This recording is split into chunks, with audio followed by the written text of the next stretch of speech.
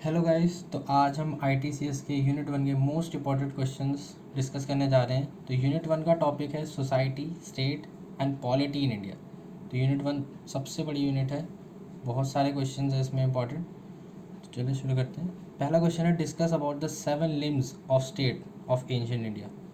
बहुत important question है, इस बार भी पेपर में पक्का आएगा अगर आप दे रहे हैं तो। पर्टिकुलरली आउटलाइंड इन अर्थशास्त्र बाय कौटिल्य या चाणक्य। तो इसके 7 लिम्स में आप ऐसे याद कर सकते हो, सच धज के दुल्हन मिली। तो S stands for swami. Swami is the king. तो किंग की रिस्पॉन्सिबिलिटी है to safeguard the state against external and internal threats. तो इसमें आप और भी लिख सकते हो। आप बीटेक के बच्चों तो आपको पता ही है भरना कैसे होता है। Amatya. Amatya is the ministers those assist the king, जो किंग को असिस्ट करते हैं in policy making, governance, economic, socio political decisions, उनको हम अमात्य कहते हैं। फिर Janapada. Janapada is the population and territory. People and land of the state are divided in such a way कि वो ईजिली गवर्न हो सके और एडमिनिस्ट कर सके। Prosperous and content population form the backbone of strong state.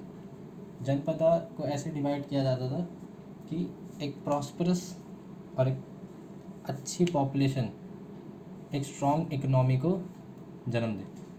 ये दुर्गा नहीं है, दुर्ग है। Durg means fortification of the city या capital.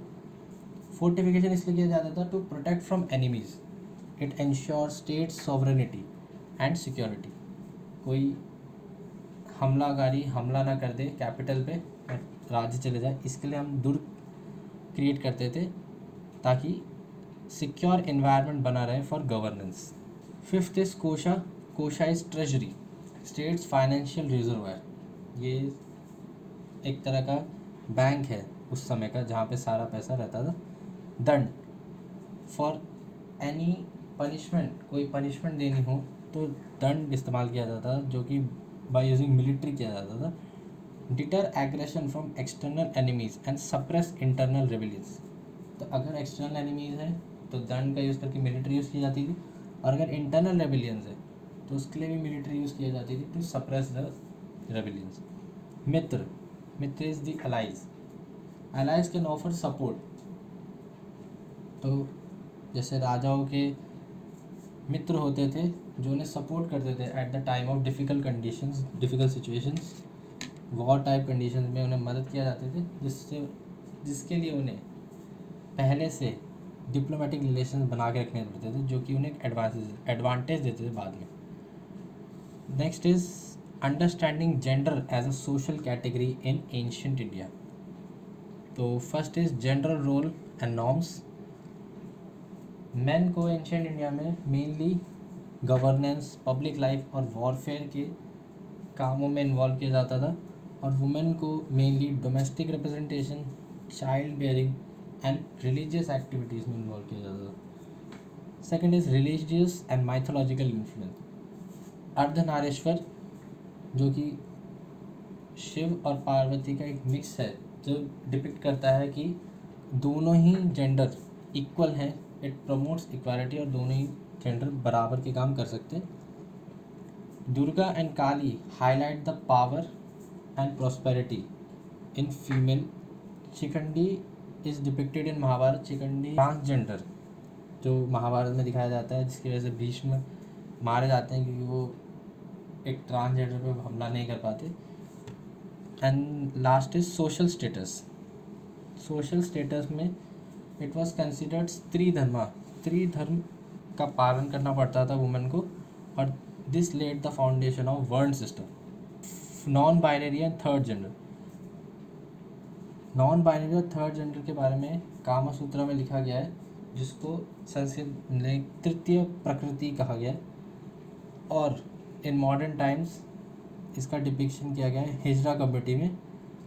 Fifth, women in scholarly and spiritual roles.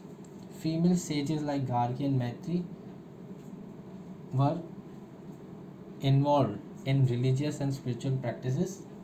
Mirabai in devotional contribution. Mirabai भी रिलीजियस एक्टिविटीज़ में इन्वॉल्व रही। Gender and power dynamics. Ancient India was highly patriarchal structure. Patriarchal structure was prevalent, और status of women varied from region to region. कहीं कहीं पेट्रार्कल था और कहीं कहीं मैट्रियार्कल था. पेट्रार्कल मतलब पुरुष प्रधान और मैट्रियार्कल मतलब स्त्री प्रधान. Seventh is impact of literature and drama. Kalidasa depicted the complex female characters in his dramas and theatre plays. Literary provide valuable insights about the general roles of ancient India and negotiation of traditional roles. Ancient time की literature हमें बताते हैं कि एक high tension एक negotiation था traditional roles के लिए in between both man and women. Next is discuss about the stages of state formation in ancient India. ये भी बहुत इंपॉर्टेंट क्वेश्चन है. So first point is early tribal and clan based societies. तो ancient India में कैसे state का formation हुआ उसके हमें वो बताना है. तो फर्स्ट है अर्ली ट्राइबल. जब हर कोई, तो इसमें primarily everyone was involved in agriculture or pastoral. It was based on kinship and tribal chiefs. हर एक क्लैन का एक चीफ होता था और ऐसे एक स्टेट में कई सारे क्लैन्स होते थे. And there was no centralised authority. The power was decentralised in early tribal and clan based societies. Then came Vedic period, 1500 to 600 BC, arrival of Indo-Aryans. तो after the Aryan invasion, organized जनपद were created. एक अच्छे से state formation किया गया जिसमें हर एक state को अलग से मेंशन किया गया. इट वाज सेंट्रलाइज्ड, एक सेंट्रल बॉडी होती थी. Rigveda has mentions of varna system. जब ये जनपदास बने तभी ये वर्ण सिस्टम प्रोनाउंस्ड हुआ अमंग द सिटीजन, और इसका मेंशन ऋग्वेद में भी मिलता है. Early Janapadas and Mahajanapadas. तो जो जनपदास के बाद आफ्टर सोशो इकोनॉमिक एक्टिविटीज़ जब बढ़ी तो महाजनपदास क्रिएट हुए. और महाजनपदास में कुछ का नाम था मगध, कौशल एंड वत्स. महाजनपदास में हाईली सेंट्रलाइज्ड एडमिनिस्ट्रेशन था और kingship became normal.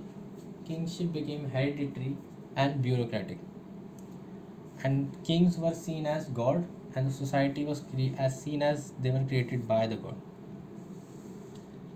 Rise of empires. Mauryan empire 4th to 3rd century. Chandragupta Maurya led the Mauryan empire जो कि 4th century से 2nd century तक चला.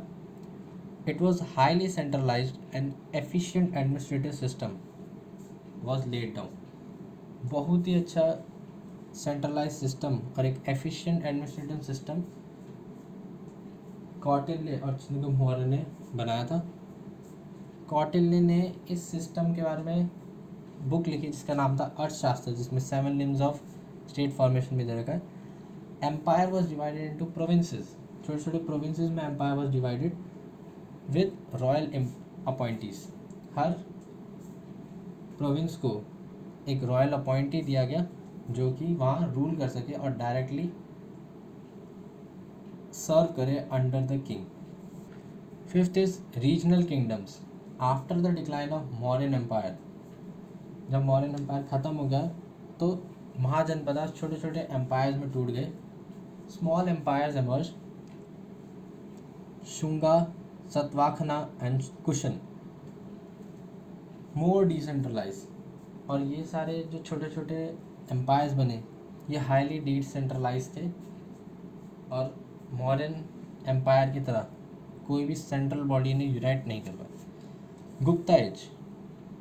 Gupta age prevailed from 4th century to 6th century CE.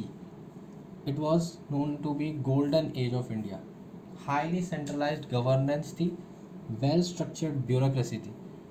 Hinduism experienced a revival in Gupta age.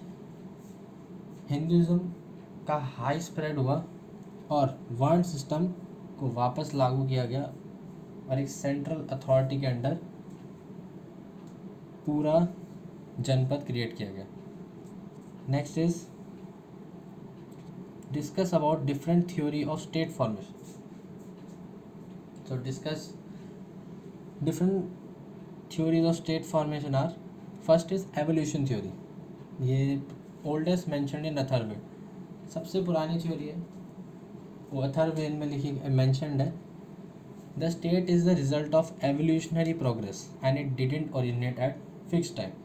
तो अथर्ववेद में ऐसा लिखा गया है कि स्टेट कोई एकदम से नहीं आया, फिक्स टाइम में नहीं बनता, it comes with evolution over the time।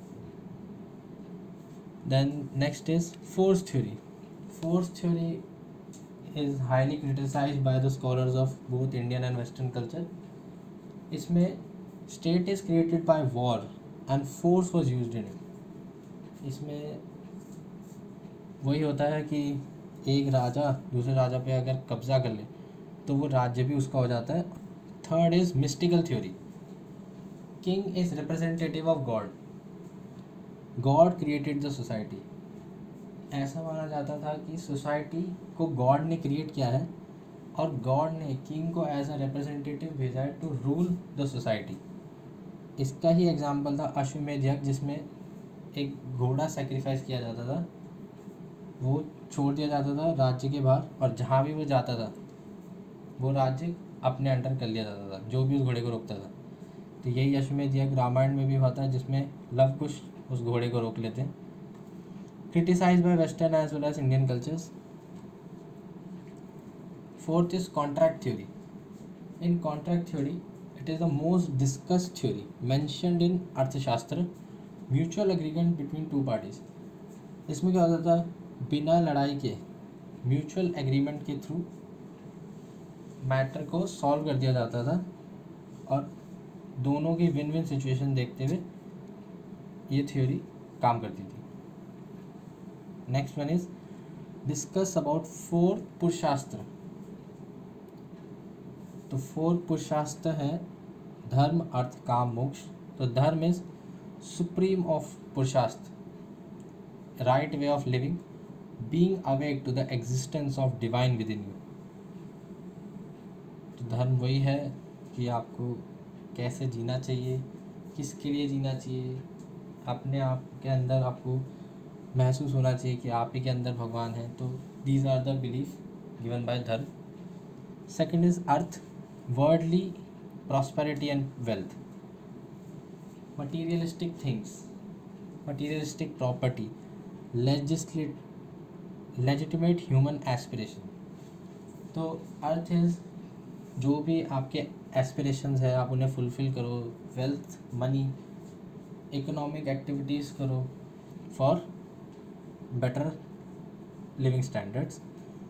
Third is काम, काम is pleasures, sexual emotional aesthetic life, urges in human beings.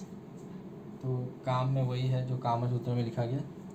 And fourth is मोक्ष, salvation from the cycle of birth and death, overcoming ignorance and desires, summum bonum of human existence। तो मोक्ष में वही है कि आप मरने के बाद ही मोक्ष नहीं पा सकते, आप जीते जी भी मोक्ष पा सकते हो by overcoming your ignorance and desires. आपके डिज़ायर्स ही कॉज ऑफ दुख हैं, जो कि हम आगे बात करेंगे यूनिट 3 में। 5 वोज एंड 4 नोबल ट्रुथ्स। तो यूनिट 1 में इतना ही। एक और छोटा कॉन्सेप्ट है 8 फॉर्म्स ऑफ मैरिज। तो ये इम्पॉर्टेंट नहीं है, बस एक बार फिर भी याद करने के लिए इसका वही है। प्रजापत्य मैरिज, असुर मैरिज, पिशाच मैरिज, अरसा मैरिज, ब्रह्म मैरिज, देव मैरिज, गंधर्व मैरिज और राक्षस मैरिज। तो इसे याद करने के लिए वैसे याद कर सकते हैं पापा पीढ़ी गिर रही। तो पापा में प्रजापत्य, असुर, पिशाच और अर्स आ जाएगा। BD में ब्रह्म देव आ जाएगा और गिर रही में गंधर्व और राक्षस मैरिज आ जाएगा। So that's all from unit 1।